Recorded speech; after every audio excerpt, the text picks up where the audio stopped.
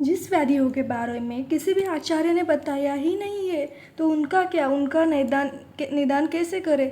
तो यही हम आज के 4th चैप्टर अनुक्त व्याधि का नैदानिक सिद्धांत इसमें देखने वाले हैं। सो क्या है ये अनुक्त व्याधि? मतलब अन का मतलब कुछ भी नहीं, उक्त मतलब कहना। जिन व्याधियों के बारे में कुछ भी कहा नहीं है शास्त्रों में, उन व्याधियों के बारे में अब हम कहने जा रहे हैं। अर्थात जिस व्याधि के बारे में शास्त्र में कुछ नहीं कहा गया उसे अनुक्त व्याधि कहते हैं।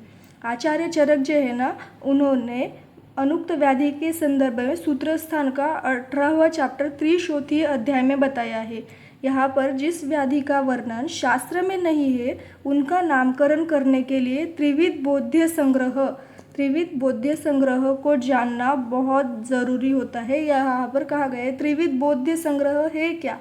त्रिविध बोध्य संग्रह है प्रकृति, अधिष्ठान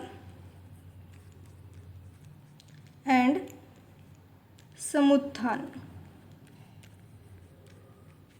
इनको जानने के बाद रोग की प्रकृति, विकृति, लक्षण नामकरण करने में ही नहीं वरन व्याधि के सर्वसंपूर्ण ज्ञान के लिए ये उपयोगी होता है।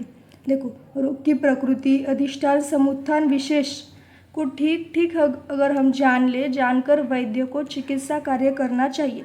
जो ज्ञानी वैद्य इन तीनों को ठीक जानकर ज्ञानपूर्वक यथा न्याय किसी भी रोग की चिकित्सा करता है, उसे मोह नहीं प्राप्त होता। मतलब जो वैद्य इन सभी को अच्छे से जानकर अच्छे से चिकित्सा करता है, उसको मोह मतलब होता है यहाँ पर कन्फ्यूजन, वो कन्फ्यूजन में नहीं चला जाता। ठीक है, इसलिए प्रकृति, अधिष्ठान, समुत्थान इन सभी का ठीक ज्ञान होना चाहिए। देन अनुक्त व्याधि का ज्ञान चरक विमान स्थान में वर्णित विभिन्न घटकों के द्वारा तथा चरक सूत्र स्थान में वर्णित त्रिविध बोध्य संग्रह। देखो, त्रिविध बोध्य संग्रह कहाँ पर है? चरक सूत्र स्थान में, ये इम्पोर्टेंट है। ठीक है, आधार पर किया जाता है जिसके अनुक्त व्याधि को शास्त्र के अनुसार जानकर चिकित्सा का निर्धारण किया जा सके। अनुक्त व्याधि का वर्णन 2 जगह पर आया है, चरक सूत्र स्थान एंड चरक विमान स्थान, दोनों में भी। देन नैदानिक सिद्धांत शास्त्रों में वर्णित व्याधियों के आधार पर वर्णित किया गया है।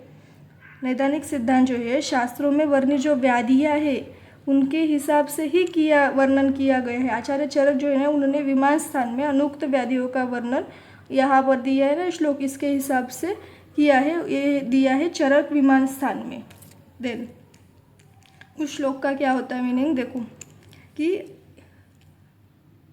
ऐसे प्रकोपन वाला, ऐसे प्रकृति वाला, कारणों वाला, ऐसे यहाँ पर साहब ऐसे दिया है, यही बोलना नहीं है, ऐसे इसके जैसे। ठीक है, ऐसे स्थान वाला, ऐसी वेदना वाला, ऐसे लक्षण वाला, शब्द स्पर्श रूप रस गंध वाला, ऐसे उपद्रव वाला, ऐसे वृद्धि स्थान क्षय वाला, ऐसे भविष्य, ऐसे नाम, ऐसे योग वाला। इस रोगों में इसे दूर करने के लिए इस प्रकार की चिकित्सा रोगी को इस प्रकार जानना चाहिए। देन प्रवृत्ति अथवा निवृत्ति रत्यु उपदेशा जायते, इस रोग के यह विकृति है। इस प्रकार यह सभी वाक्य उपदेश के अंतर्गत माने गए हैं।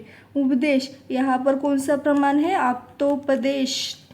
इस प्रकार भी व्याधि को शास्त्रों को इन घटकों द्वारा जाना जाता है। अतः जो भी व्याधियाँ शास्त्रों में वर्णित नहीं है, उन्हें भी इन्हीं घटकों के रूप में ही जानना चाहिए। ये दिया है हमारा एक छोटा सा चैप्टर था अनुक्त व्याधि।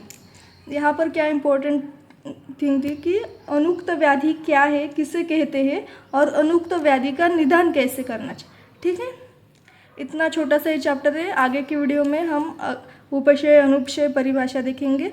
ठीक है, थैंक यू सो मच।